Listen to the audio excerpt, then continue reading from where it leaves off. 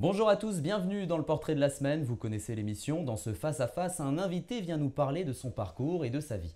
Et aujourd'hui, nous avons le plaisir de recevoir un humoriste bien connu des Français. Bonjour Jean-Marie Bigard. Bonjour Nicolas. Comment allez-vous? Bien, très bien. Très bien installé. Je reviens du Brésil, je suis nickel.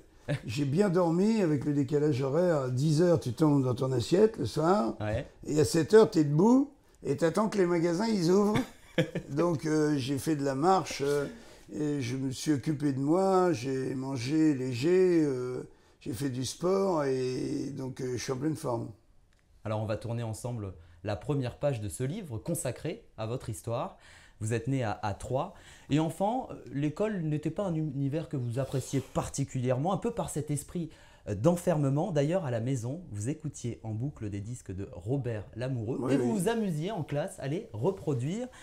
À cette époque, faire rire, est-ce un moyen de faire passer le temps plus vite?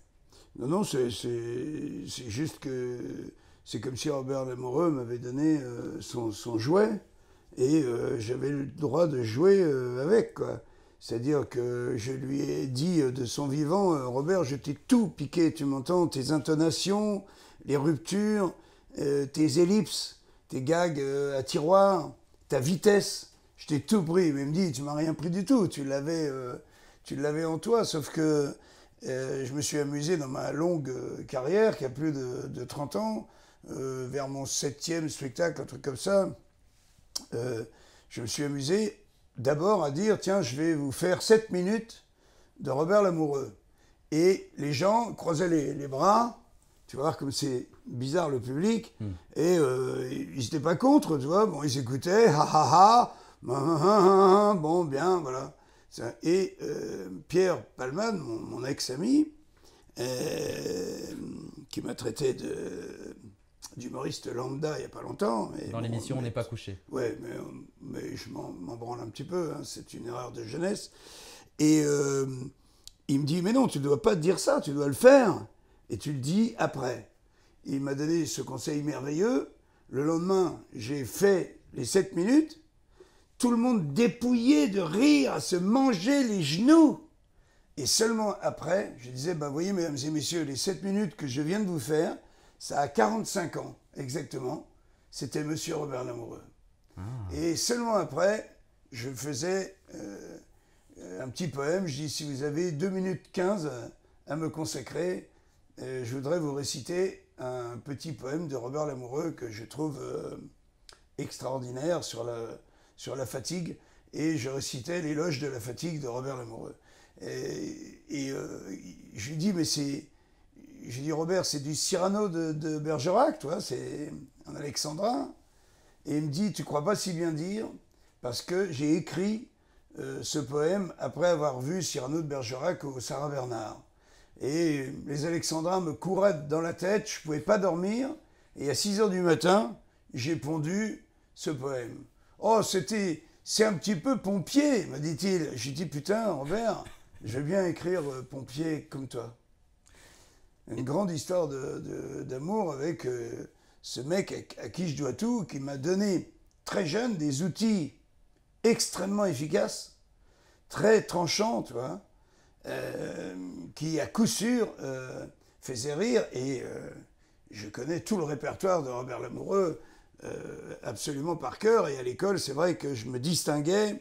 Dès que le prof partait, je montais sur le bureau carrément et je déballais du Robert Lamoureux pour le plus grand plaisir de toute la classe et qui me réclamait.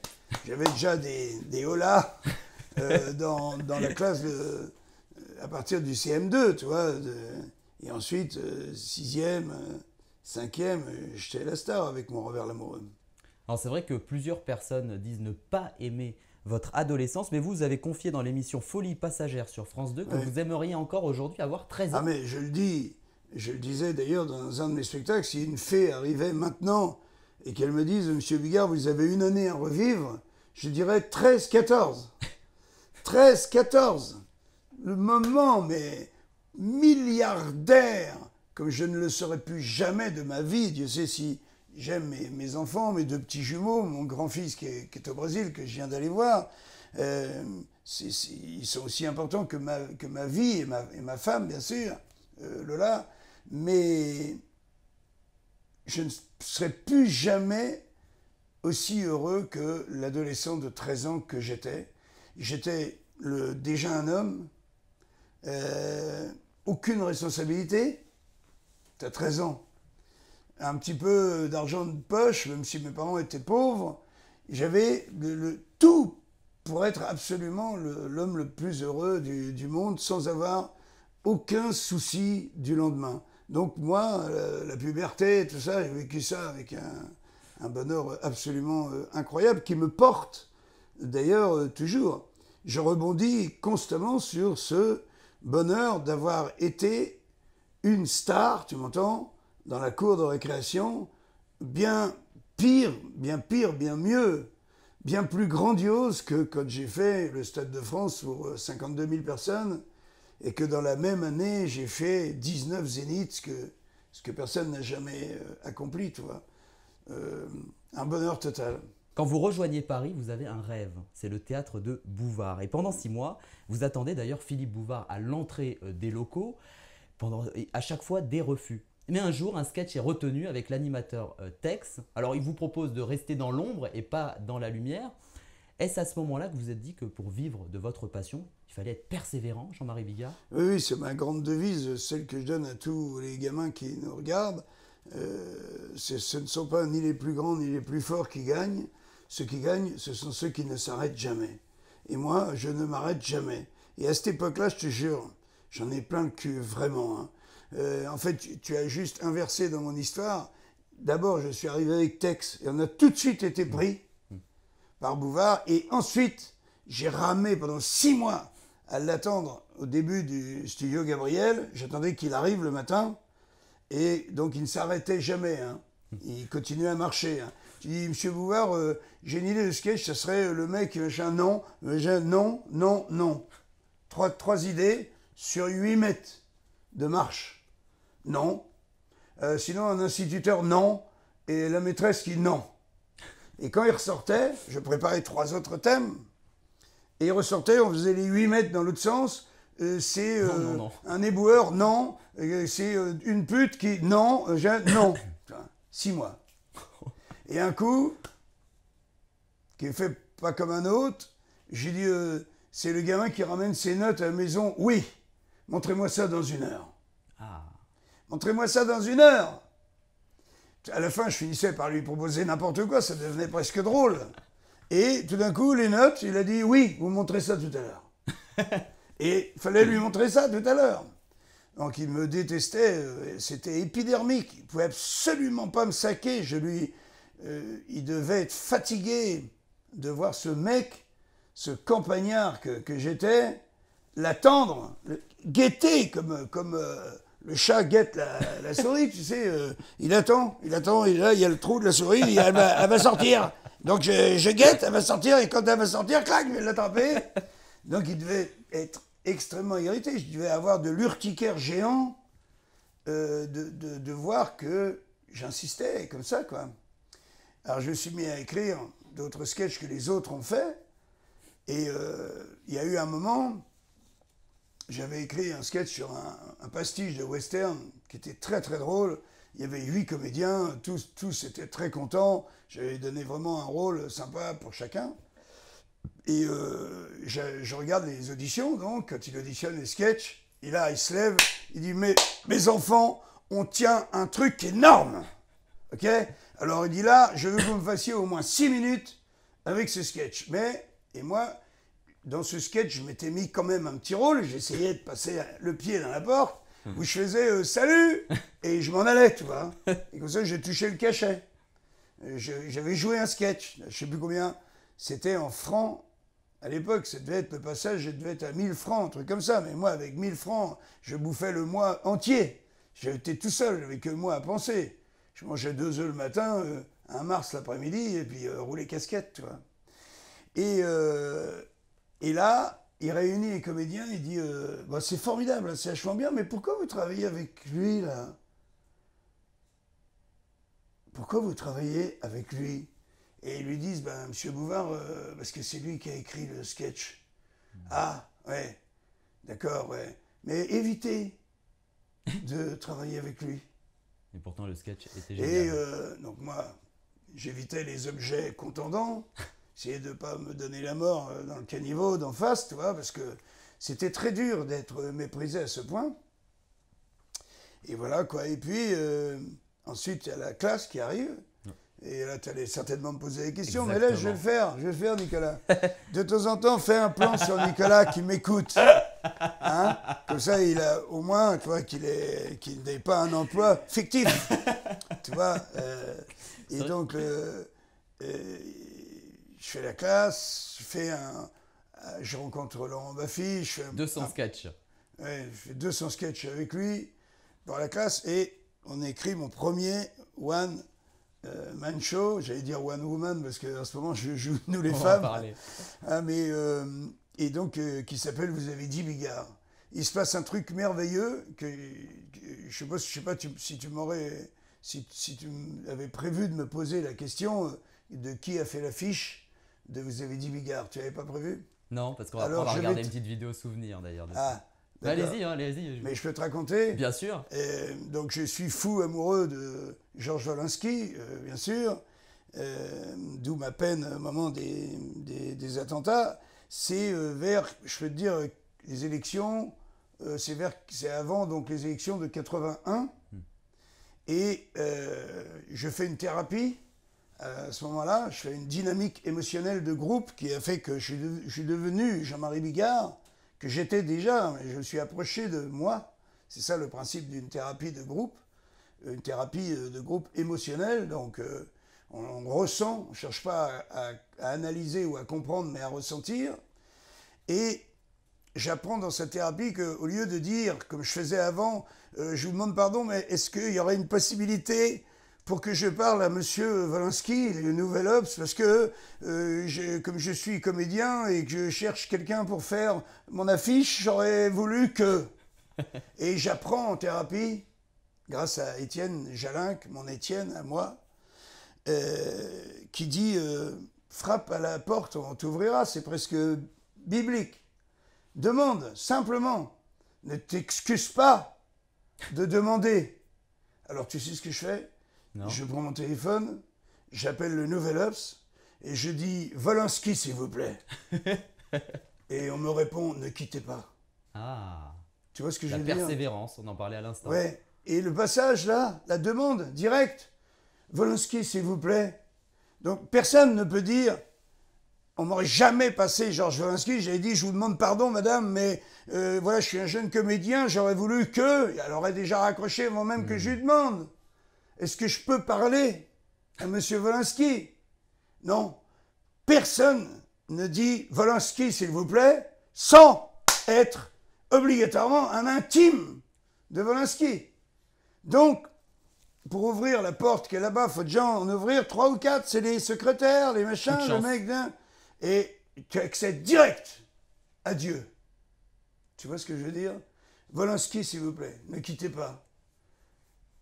Merveilleux. 3 secondes après, oui, bonjour, qu'est-ce que je peux faire pour vous? Je m'appelle Jean-Marie Bigard, je fais un one-man show au point virgule, et je désirerais plus que ma vie que ce soit vous qui fassiez mon affiche, parce que je vous adore. Un petit silence, Ouais. et il me dit, je dis, si vous voulez, je peux vous déposer une cassette, la grosse cassette comme ça, tu vois, des trucs. Donc j'ai enregistré mon spectacle avec les moyens du bord. Et ben il me dit, amenez-moi votre cassette. Je saute sur le Solex que j'ai acheté 30 francs. 30 francs et Laurent Baffy 50 francs, une mobilette bleue qui ne démarrait jamais. Et moi j'ai acheté un Solex. Un Solex, il démarrait bien, mais il ne me tirait pas. Il fallait vraiment que je continue à aider le moteur. Hein. J'y vais, je dépose la cassette au bureau du Nouvel Obs. Et j'en ai les larmes aux yeux parce que quelques jours plus tard, Wolinski m'appelle et il me dit, je ne sais pas quand, ni comment, mais c'est moi qui fera votre affiche. Ah. Et il me fait mon affiche avec les cheveux tout droits sur la tête. Un beau Pardon, je suis un souvenir. peu émotif. Hein. Non, mais c'est un beau souvenir que vous me faites partager. Et donc, magnifique, j'ai eu ma belle affiche jaune signé Georges Valinsky. Vous avez dit Bigard. Il m'avait fait un petit hérisson je me sur la souviens tête. de cette affiche. On va justement regarder une petite vidéo souvenir. Avec plaisir, Nicolas. Le temps que je m'éponge un petit peu. On parlait justement de la classe avec effectivement ces 200 sketchs avec votre ami Laurent Baffy. L'extrait qu'on va regarder tout de suite, c'est un souvenir de cette émission où vous jouez un sketch qui s'appelle Les stages de survie. Je vais faire un petit truc sur les stages de survie. Vous savez que ça revient plein à la mode. Oui, c'est bon, ça, c'est bien. Très bon. Et là, comment ça se passe à peu près, hein?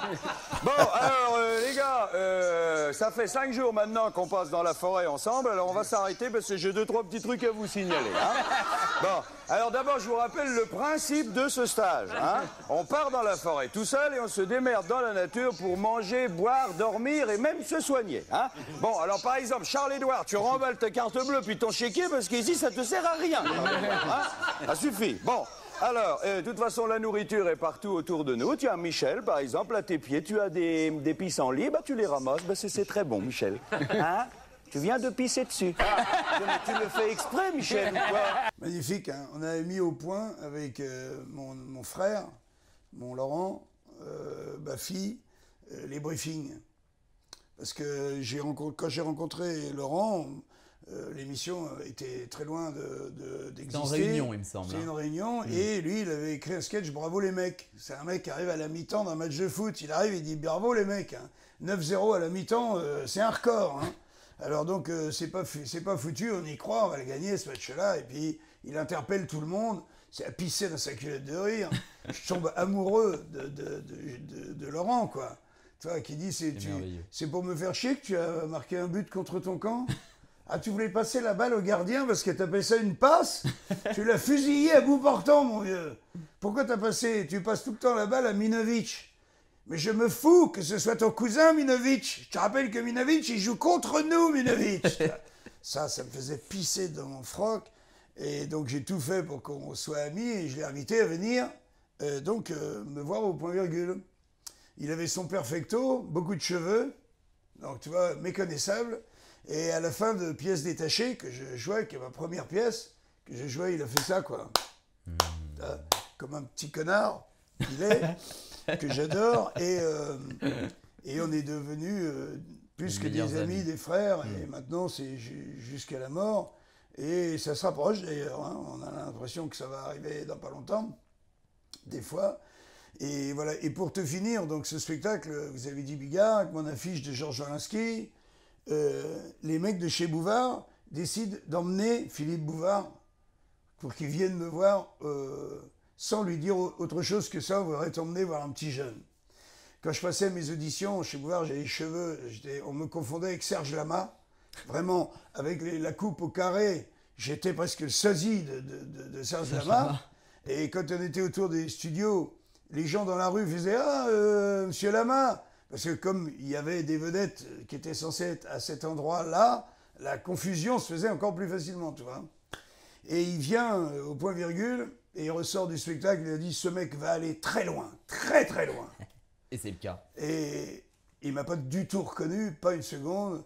Il s'est souvenu qu'il m'avait chié dessus pendant 6 mois. Encore la persévérance, ne jamais s'arrêter. C'est vrai que petit à petit, les salles se remplissent. Alors c'est vrai que vous avez eu un spectacle qui s'appelait 100% tout neuf, aussi Bigard met le paquet. Vous battez Bigard met le paquet, c'est là que que ça a décollé. J'ai eu un échec avec mon premier film. Malheureusement, tu vois, que j'ai réalisé un peu trop tôt. J'étais un peu frais et tout. L'histoire était très belle. Le scénario fantastique, mais bon, j'étais un peu frais. Et le film n'a pas marché. Il a fait à peine 100 000 entrées. Il s'appelait L'âme sœur. Et après, donc, j'ai envie de mourir. Et comme je sens que je vais y arriver à mourir, il y a une petite clochette qui fait ding ding ding. Qui me dit non, là, faut que tu remontes sur le cheval. Et puis, il faut que tu mettes le paquet. Et du coup, le spectacle s'est appelé Bigard met le paquet. J'ai un slip kangourou comme affiche sur un cadre noir. Un beau slip kangourou. Et j'ai dit, allez hop, j'y vais, je fonce. Et je fais tout ce qui me fait plaisir à moi, je m'en branle. Tout le monde m'a dit, mais t'es fou, tu es en train de te suicider. On va t'appeler bite poil couille. Pipi caca, c'est ça tu veux faire, pipi caca? Et je dis, moi j'en ai rien à branler, c'est ça que je veux, c'est ce qui m'anime. Les mêmes, quelques années après, m'ont dit, n'arrête jamais de faire ça. Parce que quand toi, tu le fais, ça fait pas mal. Et donc, Bigard met le paquet, on est au mois de juin. J'ai déjà écrit avec Laurent Le Lâcher de Salope, que je commence à balancer dans les bars et dans les endroits où je suis. Tout le monde pleure de rire avec ce sketch qui est quand même extrêmement gonflé, quoi. Parce que même si je défends bec et oncle ce sketch maintenant en disant qu'il montre la pitoyabilité du chasseur quand on remplace le gibier par le beau sexe. C'est une attaque en règle contre les hommes, contre ces chasseurs. Tu vois, qui sont tous des gros connards qui puent de la gueule, qui ont des petites bites et qui veulent que baiser quelqu'un, quoi, une gonzesse. Voilà. Et donc, moi, je montre ce tableau-là, quoi. Et puis, sans filtre, hein. Sans filtre. C'est drôle parce que Sans filtre, c'est le titre de la dernière pièce de Laurent Baffy. De Laurent Baffy. Mais qui voulait écrire d'ailleurs pour moi au départ, mais bon, j'avais ma tournée et tout, j'étais trop occupé pour le faire. Mais pour te dire, et au mois de septembre, mon frère Jean-Pierre, qui à l'époque s'occupe de mes affaires, maintenant il se débrouille très bien tout seul. Il a 2 théâtres et c'est le plus beau, le plus merveilleux directeur de théâtre de Paris, dans ce monde de brutes. C'est lui, c'est une fleur, un délice total, un ange tombé du ciel. Il me dit, écoute, on est en septembre, hein, je démarre au Bataclan en janvier. Et il me dit, j'éclate en sanglots, il me dit, je crois qu'on a vendu déjà 40 000 places. Ça a été très vite, effectivement. 40 000 places en septembre pour janvier. Quand j'attaque le Bataclan en janvier, je joue jusqu'à fin mai, il n'y a plus que quelques places pour la dernière quinzaine de mai. Ça fait rêver. Hein. Le 15 janvier, j'ai vendu les 110 000 places du Bataclan. Le mec, il arrive le 15 janvier, il dit « Comment ça, il n'y a plus de place ?» Bah, alors mettez-moi sur le mois de février. Il dit « Non, il n'y a plus de mois de février, il n'y a plus de mois de mars. » Il n'y a plus rien à vendre.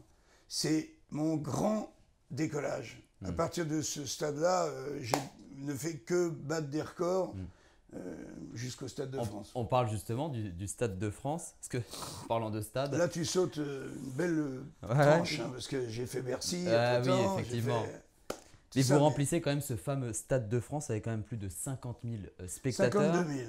Et 52 000 avec le spectacle. Tu sais pourquoi je te dis 52 000 ? C'est que 2000, c'est l'Olympia 2000, tu vois ? Ouais. Donc, faut pas déconner avec les chiffres. Avec les chiffres. Quand on me dit, t'as fait 50 000, je dis non, j'ai fait 52 000. Parce que c'est effectivement. Oui, 2000, c'est l'Olympia, mon vieux. Ouais. T'imagines ? Avec des animaux et des hommes. Avec des animaux et des hommes. Et je fais, dans les 12 mois qui précèdent ce fameux 18 juin 2004, je fais 19 zéniths dans la même année. Ce qui est un record absolu ça veut dire 20 fois 5, ça fait 100 000. Ça veut dire que je vends 100 000 places dans l'année et les 52 000 du Stade de France. Et quand les gens n'y croyaient pas. Ils ne pouvaient pas croire qu'un mec tout seul pouvait parler et faire rire 52 000 personnes. C'était techniquement injouable puisque ça ne s'est jamais fait au monde. Jamais au monde. Je ne parle pas de chanter, hein. Chanteur, il arrive, ils font payer 500 balles la place, ils font des hold-up, ils ont 2 tours de lumière, 2 timbres-postes d'écran, ils mettent le micro là pour pas qu'on voit la bouche, et les gens reçoivent la chanson quand ils la reçoivent. Mais une conversation, c'est un mot, un rire. Ouais. Tu marches sur le rire, boum, une autre vanne. Tu remarches sur le rire, boum, une autre vanne. Et pour faire ça, il faut mettre tout le monde à 20 mètres du son. Il faut que tout le monde soit à 20 mètres du son. Sinon, tu ne peux pas faire rire une foule en étant du bord de scène au dernier rang à 198 mètres du dernier rang du stade au rang de scène. Je cherche, je ne trouve pas. On a déjà vendu 25 000 places. Je ne trouve toujours pas techniquement. On essaye de se dire on va suspendre. Mais pour suspendre 1 tonne de son au-dessus de 50 000 personnes, je ne te dis pas ce qu'il faut. Il faut mettre 18 tracteurs de 50 tonnes de chaque côté, avec des câbles comme ça, pour la sécurité, pour tout. C'est injouable. Et, bien justement, et un jour, non, parce que je vais te finir même, parce que pour que nos spectateurs soient contents de savoir comment j'ai eu le génie pur Et pourquoi je suis le seul au monde? Ils m'envoient à la sécurité du Stade de France qui, à un moment, disent tu sais, je crois qu'il faut renoncer. On va rembourser les gens, mais il faut renoncer. Ah bon. Mon équipe dit il faut renoncer. Tu vois bien, ça va être un vrai cauchemar. Tu vas parler, tu vas dire une phrase. Il va falloir que tu attendes une demi-heure, qu'elle soit assimilée pour dire une autre phrase. C'est injouable. C'est techniquement injouable. On me demande de renoncer. Mais la persévérance dont on parle depuis le début fait que je dis, bah non, je vais quand même continuer, moi, à chercher. Et je reçois le plan de sécurité du Stade de France qui m'oblige, étant donné que les gens, les 12 000 de la pelouse, c'est le maximum. Il n'y a pas 12 000, une personne. Sur la pelouse, assise, en siège, c'est 12 000. 12 000, ouais. C'est pas un siège de plus. Et quand il m'envoie le schéma, je regarde, on croirait une bande dessinée d'Astérix et Obélix, les légions, tu vois, les légions romaines, Tout à fait. tu vois les carrés, Ouais. les légions, tu vois les espaces qu'il y a entre les carrés, Entre les carrés. tu vois, dans toutes les paquets de 50 ou 200 soldats, je ne sais plus comment ça s'appelait, qui sont rangés, taillés au rasoir, comme ça. Et on m'exige des allées de 5 mètres entre chaque carré de siège, qui font à peu près 10 mètres sur 20 mètres. Ah oui. Et je vois ces carrés là, ces légions, comme des légions romaines. Je regarde le plan et je dis j'ai trouvé. Il dit t'as trouvé quoi? J'ai dit on va sonoriser carré par carré. Je fais fabriquer 97 baguettes de son. C'est des baguettes, comme si tu veux, comme un néon, mais plus large, quoi, disons 10 à 15 cm, sur 2 mètres de hauteur. Sur un pied, la baguette, elle est inclinée à 45 degrés et elle fait un carré. Elle ne va pas 1 mètre plus loin, comme j'ai des allées de 5 mètres. Et je fais tout carré par carré. Incroyable. 97 enceintes. Incroyable. Et je mets toute la pelouse à 20 mètres du son. Tout le monde rit en même temps, à la seconde. Je joue le Stade de France comme si je jouais une salle de 20 mètres de profondeur. Parce qu'après, facile, j'ai un système pour la basse tribune, j'ai des grosses bananes comme ça, qui sont à 20 mètres de tous les sièges de la basse tribune, et j'ai des bananes en haut qui me font tous les sièges de la haute tribune. J'ai mes 52 000 à 20 mètres du son. Je fais une petite répétition à 1 million d'euros au mois d'avril, puisque, tu vois, personne d'autre ne va jamais faire jusqu'à la fin des temps. Plus personne ne tentera ça, parce que le stade, c'est 1200 personnes. Donc, tu loues le stade, un soir, c'est 1 million. Je mets la bande des 25 000 qui ont déjà acheté leur billet, je les invite.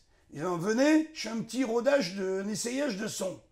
Tout le monde vient, et j'ai une bande qui va jusqu'à 198 mètres du bord de Seine, qui doit faire 50 mètres à peu près de large, et qui va jusqu'au dernier rang du Stade de France. Je les remercie d'être venus, je mets Laurent Baffy au milieu, je mets François Rollin à 198 mètres, et je suis avec mon vieil ami Didier Gustin, on est des amis pour toujours aussi, et on est sur scène. Et on se met à parler, à trois, comme ça. On se parle, et les rires, ouah, ouah, ouah, comme ça. Une vanne, un rire, dans la seconde. Là, je suis garanti que je ne sais pas si le plan est assez large, mais je veux dire là, c'est l'orgasme. Il y a le plan assuré. large, ils ont vu. Et je me rends compte, et Jean-Jacques Goldman me fait une petite vidéo, il s'excuse parce qu'il n'est pas là. En mémoire de mon Tiki Olgado, je fais passer Tiki sur des écrans qui sont tout petits mais qui fonctionnent. Et je m'aperçois que le son, ça marche. Et là, c'est la grande victoire. La grande victoire. Et c'est la grande victoire, et c'est pas le fait de vendre, encore une fois, 52 000 billets, puisque j'avais vendu 100 000 avec les Zéniths, tu vois, donc c'était facile. Mais après cette répétition, tous ceux qui ont eu la chance d'assister à cette répétition, qui est dans mes bonus de mon DVD d'ailleurs, là ils se sont dit, non seulement ça va se faire, mais ça va être un carnage absolu. Là-dessus, je demande, comme je suis pas excessif du tout, je demande à mes mecs de lumière, ils me disent c'est quoi la limite? Patron, ils m'appellent patron pour se foutre de ma gueule. Je leur dis no limite. Et il dit attention, no limite, ça va coûter cher. J'ai dit vous m'avez entendu? No limite. La limite, c'était que Paul McCartney passait 6 jours plus tard au Stade de France et qu'il avait besoin de 2 jours. Donc ma limite, Nicolas, écoute-moi bien, Ouais. c'était de décrocher la lumière que j'avais accrochée en 4 jours et en 4 nuits. 350 personnes ont décroché pendant 4 jours et 4 nuits la lumière que j'avais accrochée. Avec 2,3 millions de recettes, j'avais 4 millions de déficit. Ok ? J'ai 2 écrans de 34 tonnes et de 340 mètres carrés. 340 mètres carrés. Quand ils allument, la première fois, on branche, il fait ça, et on fait exploser Saint-Denis. Saint-Denis n'a plus de courant. Tout s'éteint. Voilà. Ah ouais. Téléphone à l'EDF, parce que le stade fait 800 ampères. Si des électriciens qui nous écoutent, ils vont tomber dans les pommes. Et nous, on a bouclé 2 boucles de 1000 ampères. Donc, l'EDF a été obligé de nous ramener du courant, presque l'équivalent de ce qu'il faut pour Saint-Denis, tu vois. Incroyable. C'est-à-dire presque 2000 ampères. J'ai 650 Vari-Light, grosses comme ce fauteuil, qui ont une infinité de couleurs, 16 gobos et 40 degrés d'ouverture d'angle. J'en ai 650. Il y a un moment, il y a un mec à la régie, il appuie sur un bouton, et t'as 650 machines, robots, qui viennent te faire un motif quelque part. Et si on regardait Je fais un du feu ciel, d'artifice, plus beau que le feu d'artifice des 10 ans du stade qui a eu lieu plus tard. Et je demande l'image satellite aux militaires français. Le préfet est présent parce que j'ai un hélicoptère qui vient la nuit. Imagine, au jour d'aujourd'hui, là, quand je vous parle, un hélicoptère la nuit autorisé à voler à 100 mètres d'une population comme c'était les gens qui avaient au stade. J'ai cette autorisation avec une loupe et une focale 2 fois 800 par exemple. Ça parlera qu'aux professionnels, mais l'après-midi on fait une répétition, j'arrive dans le stade et je m'allonge les bras en croix au milieu de la pelouse qui était verte et il partait de mon visage, zoom arrière, tout le stade. C'est une focale Incroyable. insensée quoi. Et donc j'ai c'est que ça. vous êtes le seul à avoir fait ça. Oui, le seul. Et si on C'est regardait vrai. du ciel, qu'est-ce que Si ça tu donnait? veux.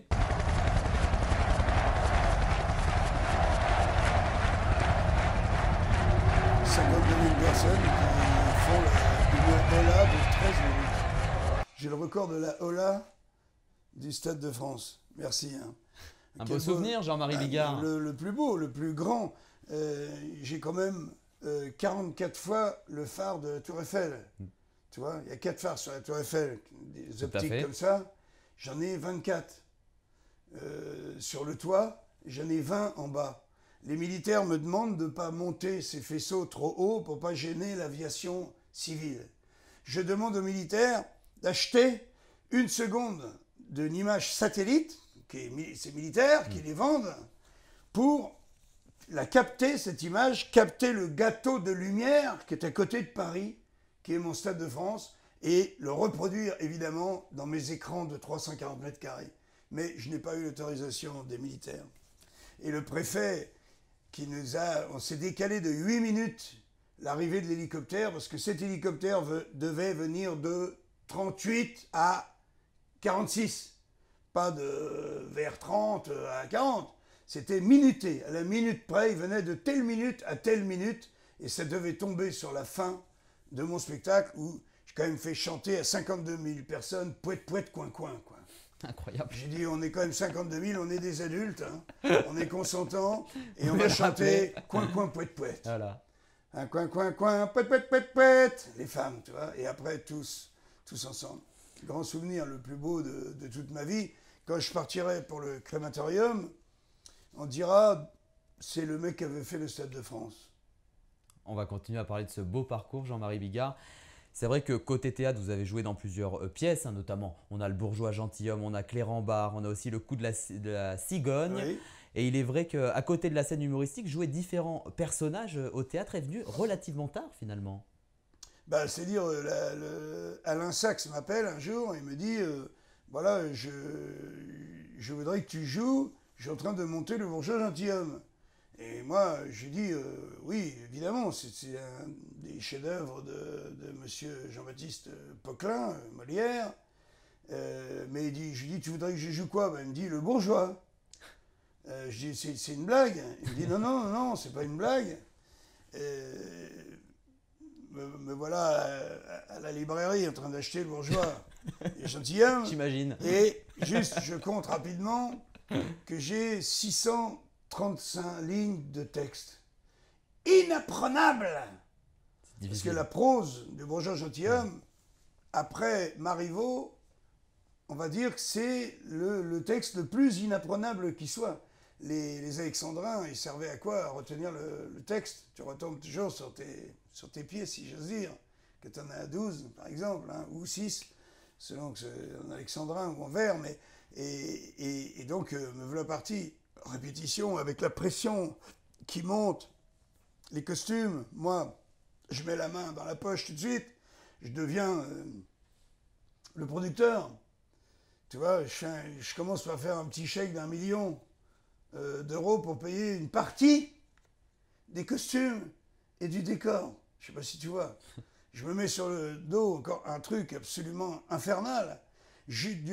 On a joué 110 fois au Théâtre de Paris, plein à craquer, salué par la Comédie Française, qui est venue donc voir et qui s'est aperçu que je le faisais mieux que quiconque à la virgule. À la virgule, ça veut dire ho ho ho.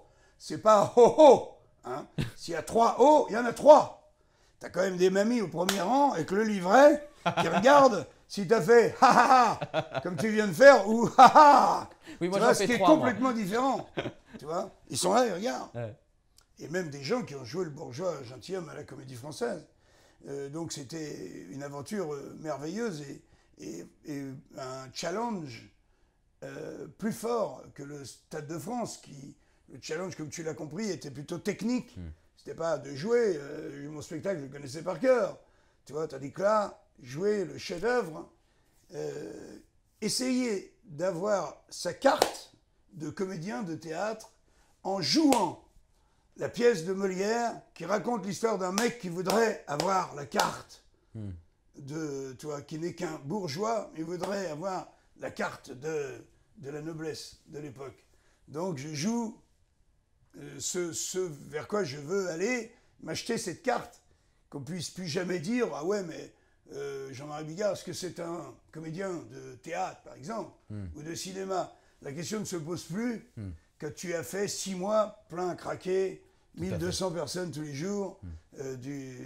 Ça a dû énerver pas mal les gens, d'ailleurs, mes collègues aussi, parce que ça fait chier de voir un mec qui réussit une performance technique normalement qui n'est pas jouable, et puis ensuite il s'attaque au répertoire de la Comédie Française, et il joue d'une manière très moderne ce bourgeois gentilhomme avec des petits gosses, des gamins, pas des gosses, hein, des adultes, hein, du 9-3, qui viennent faire sur la musique de Lully à la note, tu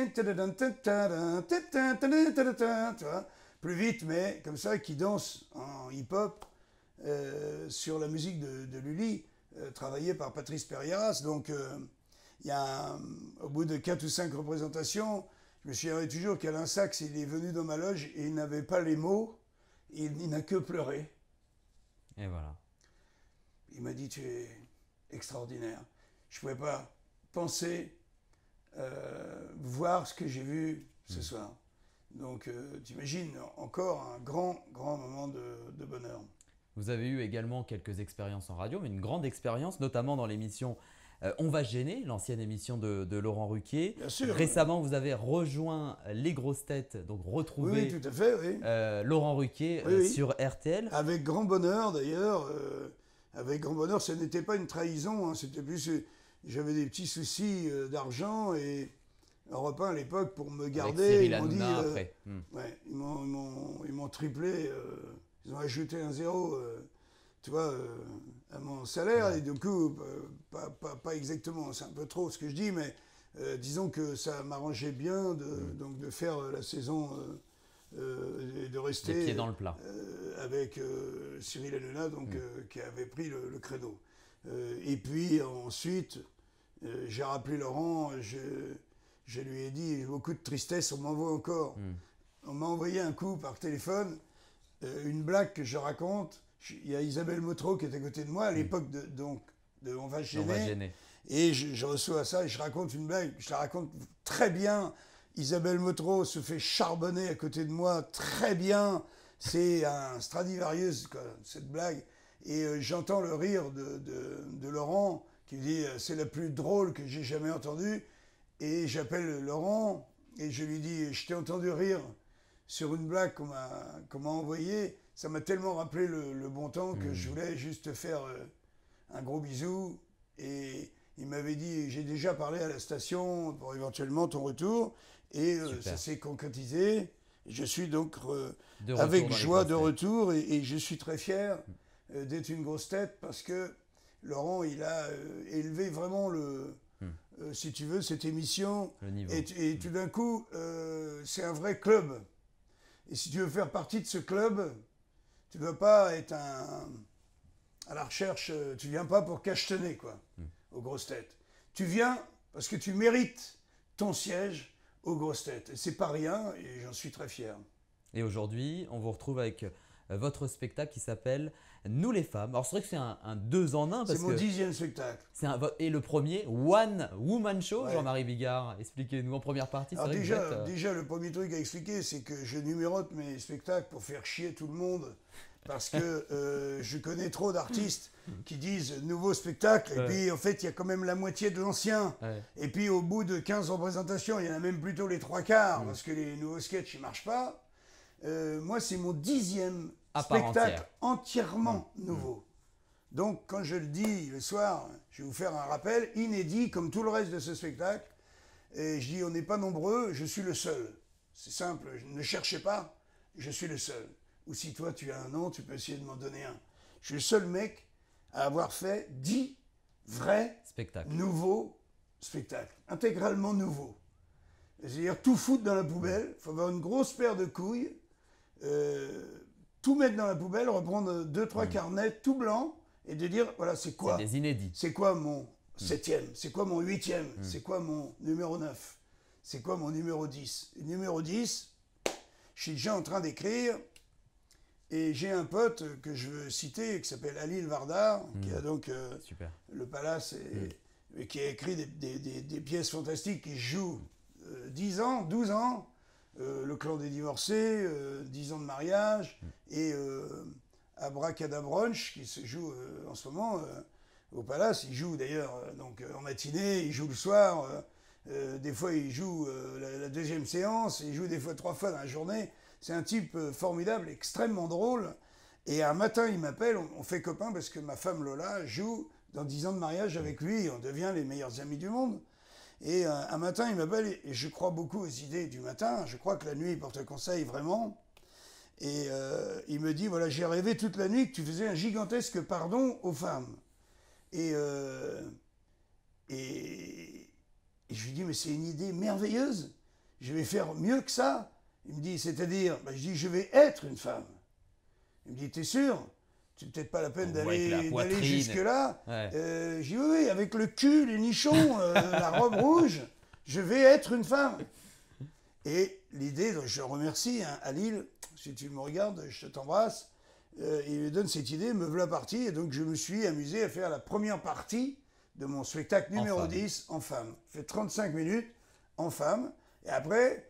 Écoute, que je reviens en mec sur la musique de Rocky, la salle m'applaudit comme s'ils ne m'avaient jamais vu de la soirée. Ils font « Ah, ça y est, il est de retour !» Ouais. Et moi je dis « Alors, elle vous a plu la grosse ?» Et on est reparti pour un tour, 100% testostérone, et c'est, je tiens à le dire solennellement, mon meilleur spectacle. C'est le meilleur spectacle de toute ma carrière. Après 30 ans, comme quoi il ne faut pas désespérer. Grâce aux réseaux sociaux aussi, on se rend davantage compte. Les réseaux sociaux, tu vois les mecs, tu vois les commentaires, tu y vas quand tu veux. Les mecs disent, moi j'en ai vu 4, moi j'en ai vu 6, moi je les ai tous vus. Celui-là est le meilleur spectacle de Bigard. C'est ce qu'on lit, effectivement. Également le film Vive la crise, Jean-Marie Bigard. Oui, Vive la crise, ça sort le 10 mai, Hein, donc, on ne sait pas tellement dire s'il est déjà sorti ou si il va sortir, hein, mais on va dire que ce film est sorti le 10 mai et c'est un film d'amour très un peu futuriste, qui est un peu dans le futur. Et quand je vais faire la projection en ce moment de ce film, qu'on va dans différentes villes en France, je dis aux gens, il faut savoir que c'est drôle, hein, le film est drôle, hein, de toute façon. C'est un film d'auteur, on dirait, drôle, mais qui n'est pas tellement classable. C'est un ovni qui nous dit, les gens, l'humanité attend la fin de la guerre, une fois que toutes les maisons sont par terre, quand toutes les personnes n'ont plus rien, plus de bien, alors on redevient des êtres humains formidables. La solidarité est là. On dit, allez, on va refaire la maison de Paul, après celle de Jacques, et puis celle de Max, qui est là. Et on attend, et ce film, eh ben, il nous incite à nous dire, mais entraidons-nous dès maintenant, n'attendons pas le chaos pour s'entraider. Donc ça respire un peu, vive la crise, ça respire un peu une époque formidable. Tu te souviens de ce film avec Junio, Montiki Olgado qui est au ciel et qui nous écoute. Tu vois, c'est un vrai film d'amour, d'entraide. C'est des gens qui sont tout d'un coup virés par des ordinateurs. Ça respire un peu Brésil, toute proportion gardée. Brésil de Terry Gilliam, c'est l'ancien des Monty Python, qui est pour moi, depuis les hommes préhistoriques, donc remonte même avant l'invention du cinéma, qui est le film, mon film préféré, celui que j'emmène sur l'île déserte. Si je n'ai droit qu'à un seul film, j'emmène Brésil. Parce que c'est exactement ça. Brésil, c'est la logique administrative qui vient à bout, même de l'amour, de nos rêves, tu vois, et ce qui est normalement absolument impossible, quoi.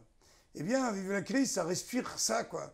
Les gens sont virés très vite par des ordinateurs qui décident que c'est mieux de virer lui ou elle parce que ça coûtera moins cher.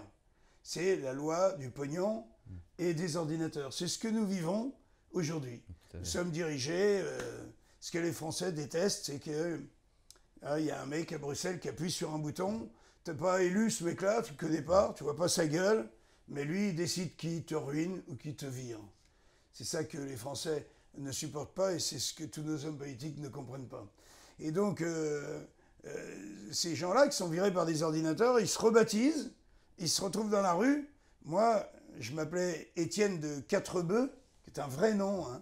C'est un cousin de la famille de Jean-François Davy, le réalisateur, qui s'appelait comme ça, c'est pour ça qu'il a repris ce nom. Et je m'appelle tout d'un coup, je suis rebaptisé par Jean-Claude Dreyfus, qui s'est fait appeler Michel Montaigne, puisqu'il habitait avenue Montaigne, puis comme il est viré, il dit avant j'avais un appartement ici, maintenant j'ai toute la rue, elle est à moi. J'habite avenue Montaigne, on l'appelle Montaigne. Ça devient le meneur de ce petit groupe, et il me rebaptise Étienne de la Boétie, et nous sommes contents d'être la réincarnation de ces deux intellectuels, écrivains, des grandes plumes, des grands êtres libres, et à tel point que on fait jouer dans une grande surface, on a débouché des bouteilles de pinard, et puis on les goûte. Et donc sur les écrans de contrôle, le directeur du magasin, il voit ça, il arrive, il dit « Qu'est-ce que vous faites là ?» On dit « On goûte !» Il dit « Comment ça, vous goûtez ?» Il dit « Oui, on a le Code civil avec nous, article 1587 du Code civil, qui n'a toujours pas été abrogé, et qui dit qu'on a le droit pour les vins, les huiles et quelques autres produits de goûter avant d'en faire l'achat. Donc ils sont en règle. D'accord. Il dit on ne peut pas appeler les flics, mais elle a été abrogée depuis. Depuis, avant mars. Oui, parce que sinon ça aurait été le lendemain de la sortie du film, c'était la foire. Tout le monde était dans les grandes surfaces en train de bouffer et de picoler. C'est ce qu'on fait. Nos personnages font ça, c'est très joyeux. On met les tables, on met les toiles cirées et tout, hop, les bouteilles, tiens, goûtez celui-là, il est super. Celui-là, il débouche les boîtes de crabes et ils se mettent à bouffer. Donc, évidemment, la presse s'en empare, les médias s'en emparent, le journal télévisé. Et des gens qui sont dans une grande surface, ils n'ont toujours pas passé la caisse, ils mangent, ils sont dans leurs droits. On devient des héros Et on fabrique, presque sans le vouloir, un contre-pouvoir à la dictature des ordinateurs. C'est cette histoire de ce film, et avec une espèce de petit surréalisme à l'intérieur. On a Valentini, donc le dernier mec vivant des tontons flingueurs, on va dire. C'est un des tueurs de Lino Ventura. C'était ce comédien italien très beau, tu vois, un peu sombre, les cheveux bruns et tout, qui est un vieillard maintenant, mais super dynamique, quoi. Il est censé être l'auteur de ce film. Et de temps en temps, il peut venir faire un petit miracle. Donc c'est un film qui n'est pas classable, mais qui mérite d'être vu simplement pour ressentir ce que pourrait être le monde de demain si on nous laissait un peu tranquille. Pas gagner plus de fric, mais qu'on nous laisse être un peu heureux. Donc c'est un hymne à la joie de vivre, et donc je vous conseille tous d'aller le voir, bien sûr. Alors maintenant, je suis très bien dedans. Ouais, je vois ça, avec Lola. Et Lola qui est le premier rôle Votre féminin. épouse, Lola Marois Bigard. Maintenant, Jean-Marie Bigard, je vais vous poser quelques petites questions pour vous connaître différemment. Vous êtes d'accord? D'accord, je suis d'accord. Tiens, si vous étiez une affiche, laquelle serait-elle? Pas la mienne, bien sûr. Hein. Pourquoi pas? Mais pourquoi pas, peut-être ma toute première affiche signée Georges Walinski. Êtes-vous plutôt boxe ou ping-pong? Je suis plutôt boxe, mais si je peux faire une petite parenthèse, je suis assez arts martiaux mixtes. Le fameux MMA qui est interdit en France. Tout à fait. C'est un octogone où des gens s'affrontent karaté, avec boxe, plusieurs, évidemment, cordes à leurs arcs, si j'ose dire. Ce sont tous des judokas, des ceintures noires de jiu-jitsu, de boxe anglaise, de lutte, de machin. Tous ces arts martiaux sont mélangés et ils s'affrontent. Et je suis fou de ça. Vous aimez ce et sport. j'enregistre. C'est sur SFR Sport, pour ceux qui l'ont. Et c'est magnifique parce que ça consacre des vrais champions qui ont été tous des champions dans leur discipline, que ce soit la boxe anglaise ou taekwondo, enfin, toutes les disciplines de combat qui ont été des champions ou des champions du monde ou des champions olympiques et qui ont appris d'autres disciplines pour pouvoir s'affronter avec d'autres types. Et c'est assez fascinant, quoi. Si tu veux, après, quand tu regardes un match de boxe normal, tu as l'impression que c'est un concours de tricot avec beaucoup de longueur, quoi. Beaucoup de longueur et tu te fais chier. À côté du MMA, c'est sûr. Ouais. Dans la vie, êtes-vous bricoleur à la maison? Je suis pas mal bricoleur. Je ne suis pas un bon bricoleur. Mais on essaye. J'ai très envie de bricoler, tout le temps. Donc, je m'y mets et j'y arrive jamais. J'ai jamais des résultats très satisfaisants. Mais je suis assez fier que j'ai percé un trou, j'ai mis une entretoise, et puis que j'ai réussi à mettre un tableau au mur. Tu vois, j'ai l'impression que j'ai fait le Stade de France. Une deuxième fois. Ouais. Maintenant, Jean-Marie Bigard, je vais vous demander de regarder la caméra qui est juste en face de vous. D'accord, je la regarde. Pour regarder droit dans les yeux tout ce public qui vous suit depuis des années, qu'est-ce que vous aimeriez lui dire à ce public? Il n'est pas mort, il est toujours là, il bande encore. Ok, hein, donc n'hésitez pas à venir voir si je passe par chez vous, et je vais passer forcément par chez vous, puisque d'ici la fin 2017, j'aurai fait en tout plus de 330 représentations de nous les femmes. Donc à un moment ou à un autre, je vais être à 30 km de chez toi, donc viens me voir, viens respirer le bonheur que je vais te donner. Ok, je m'adresse au petit trou du cul et aux petites gazelles. Voilà, ça c'est dit comme ça. On est sûr qu'ils viennent vous voir comme ça. Bien sûr. Merci beaucoup, Jean-Marie Bigard. De rien, Nicolas, quand on peut aider son prochain. Voilà, c'est ça. Merci d'avoir été avec nous dans le portrait. C'était un véritable plaisir. Merci, Nicolas. Et merci à vous tous de nous avoir suivis. Le portrait de la semaine, c'est terminé. On se retrouve dès la semaine prochaine avec une nouvelle personnalité. Prenez soin de vous.